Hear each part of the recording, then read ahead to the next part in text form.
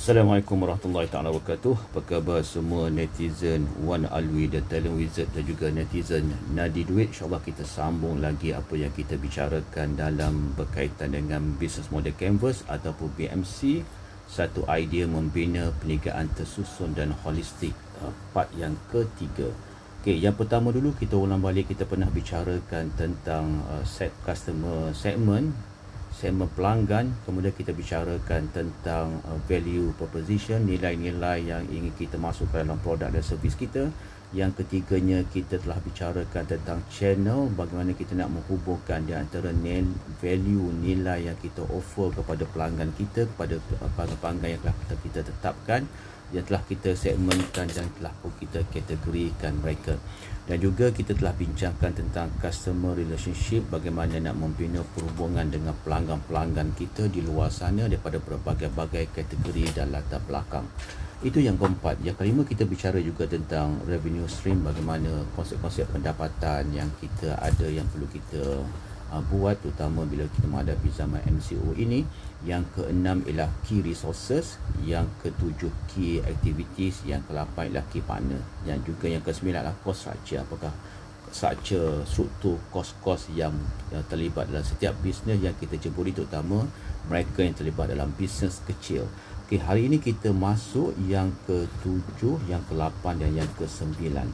Yang ke-7 ialah key activities, maknanya aktiviti-aktiviti utama yang kita mahu laksanakan daripada nilai proposition kita ataupun yang kita mahu laksanakan supaya apa yang kita offer pada customer dapat pada customer dan dia boleh menghasilkan duit untuk masuk dalam syarikat untuk kita survive dalam perniagaan yang kita masuk.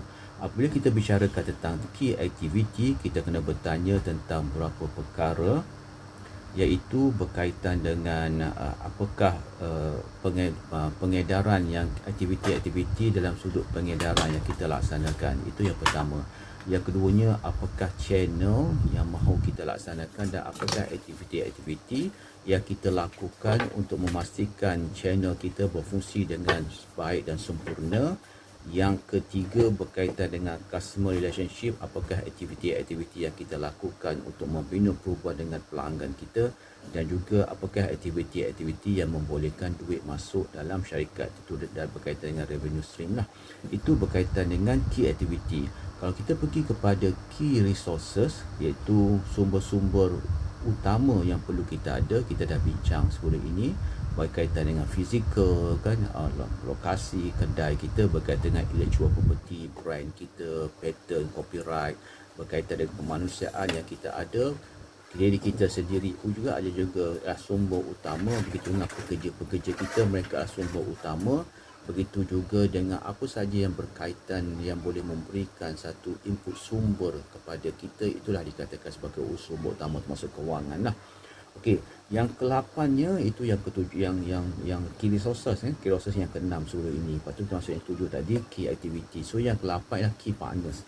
Dalam key partners ni, persoalan yang kita perlu tanya adalah siapakah key partners kita. Key partner ni bukannya partner dalam bisnes saja, dia juga berkaitan dengan supplier kita, juga berkaitan dengan pelanggan-pelanggan kita yang orang kata dah masuk peringkat yang selalu membeli dengan kita, dan mereka adalah partner yang akan bercerita tentang kelebihan produk dan servis kita kepada pelanggan-pelanggan lain ataupun bakal-bakal pelanggan lain. Mereka juga boleh kita masukkan sebagai key partners kita lah.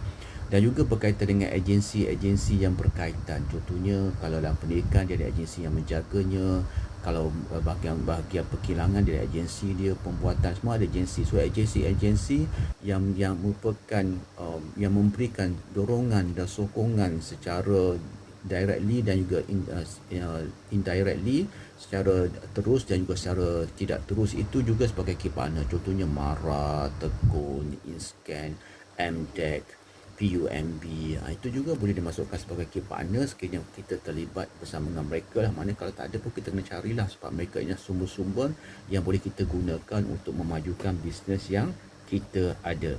So apabila kita tengok key partner ni, kita nak tanya apakah key partners yang boleh offer pada kita apa. Apakah mereka boleh offer resources kepada kita? Apakah mereka boleh offer aktiviti-aktiviti yang boleh menambah nilaikan syarikat, produk dan servis kita? Itu key partner. Yang kesembilannya, yang terakhirnya ialah kita berbicara tentang cost structure. Apabila kita bicara cost structure, banyak benda kita bicarakan. Setiap blok itu dia ada cost-cost tersendiri. Sebagai contohnya, untuk mendapatkan key partner, kadang-kadang kita melibatkan cost-cost tertentu. Kita kena listkan. Untuk mendapatkan key resources, sumber utama itu pun juga akan melibatkan cost-cost tertentu. Jika kita melibatkan key activities, aktiviti utama pun akan melibatkan cost-cost tertentu. So, cost ini kena ditulis, kena dibuat andaian, kena dibuat orang kata satu macam bajet begitu, supaya kita bersedia untuk menghadapinya apabila tiba waktu-waktunya, dan kita tahu setiap benda itu ada kosnya. Di samping itu juga kos operasi, fixed cost kita berapa, variable cost kita berapa, kos-kos yang berkaitan kita berapa. Cuba bagi contohnya, apabila kita nak mendapatkan seorang pekerja, setiap pekerja tu dia ada kos dia, kos iklan dia berapa, kos bila dia masuk berapa, adakah kos itu boleh cover tak dalam operasi kita kan. Terutama operasi yang bisnes kecil lah. Bisnes kecil ni operasi kita bukannya operasi yang besar-besar kan. Kita juga melibatkan kos-kos yang kadang kos lebih besar daripada nilai yang masuk dalam operasi. Itu kita kena fikirkan. Kalau bagi syarikat-syarikat yang besar ni, mereka dah ada struktur mereka sendiri, mereka dah ada bahagian-bahagian yang boleh melaksanakan, membuat analisa. Tapi kita bagi dalam bisnes kecil ni, kitalah semua yang terpaksa memberikan tenaga keupayaan kita untuk buat analisa. Sebab itulah kita kena tahu, dah kena belajar apa itu fixed cost, apa itu variable cost, dan juga cost-cost yang tersembunyi yang kadang-kadang kita tak perasan bahawa cost itu wujud dalam bisnes kita, dan kita terkejut apabila keadaan situasi yang menyebabkan kita baru kita tahu bahawa ada kos yang selama ni kita terlepas pandang. Itu konsep cost structure lah. Jadi kalau kita melihat secara keseluruhan, BMC ni dia mengajak kita untuk menilai, membuat analisa, menilai tentang customer kita, menilai tentang perhubungan kita dengan customer, menilai tentang channel kita, payment gateway lah, apa-apa berbagai-bagai channel yang perlu digunakan. Mengajak kita untuk menilai bahawa adakah kita tahu tentang konsep revenue stream ni, konsep berbagai-bagai jenis pendapatan. Mengajak kita untuk menilai tentang value yang kita ingin sampaikan pada customer, mengajak kita untuk menilai tentang sumber-sumber utama yang perlu kita ada dalam bisnes kita, mengajak kita untuk menilai, mencari apakah aktiviti-aktiviti yang sesuai dengan bisnes kita, mengajak kita menilai, untuk kita menilai, kita meneroka tentang konsep partnership dan juga tentang konsep key partner yang memang ada yang sepatutnya kita ketahui, dan akhir sekali mengajak kita untuk kita concern tentang cost structure, struktur kos, supaya kita tahu apakah kos-kos yang terlibat yang kita nampak secara terus, dan juga kos-kos yang tersembunyi. Itulah yang kita boleh bicarakan dalam konsep BMC ini, dan insya-Allah kita akan masuk lagi 2-3 perkara yang berkaitan dengan kita punya macam hikmah BMC ini, bagaimana kita nak masuk deep cara mendalam, apakah yang berlaku di sebalik 9 blok ini, setiap belakangnya itu ada perkara-perkara yang boleh kita teroka dan terus meneroka. InsyaAllah kita sebagai bisnes kecil yang sentiasa mahu usahawan sebagai bisnes kecil ini, kita sentiasa mahu untuk menggapai impian kita dan menerobos citra diri. InsyaAllah kita jumpa lagi.